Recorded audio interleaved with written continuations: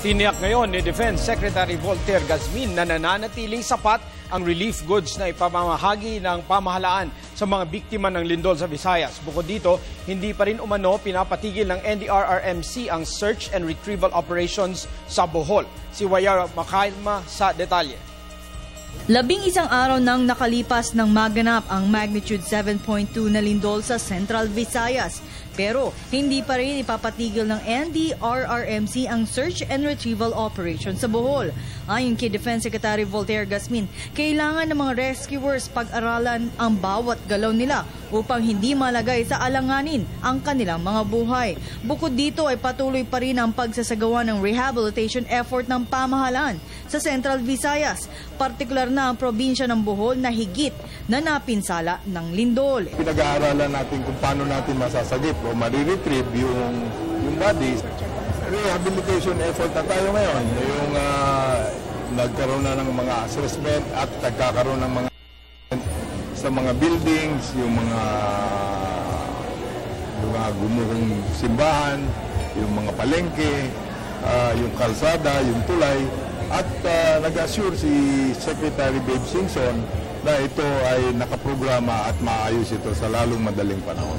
Ayon sa huling talaan ng National Disaster Risk Reduction and Management Council, biglang tumaas ang bilang ng mga nasawi na umabot sa 201. Maging ang mga naitalang sugatan ay biglang lumobo sa 720 na individual. Karamihan rito ay mga natabunan ng guho. Habang nabawasan ng isa ang nawawala, kung kaya't 10 katao na lang ang hinahanap ngayon sa Bohol. Sa ngayon ay nananatili sa 1.4 bilyong piso ang naitalang inisyal na halaga ng pinsala sa infrastruktura. Nasa 66,467 na pamilya na lamang ang apektado ngayon ng lindol mula sa 6 na probinsya sa Region 6 at 7.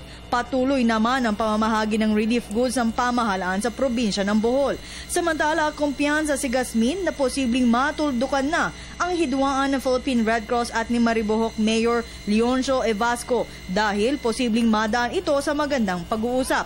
Anya, ngayon lamang nangyari ang ganitong problema sa pamamahagi ng relief goods dahil sa nalalapit na barangay elections. Paliwanag naman yung protocol Ayun lang, kaya nagkaroon ng konting problema gawa ng eleksyon So,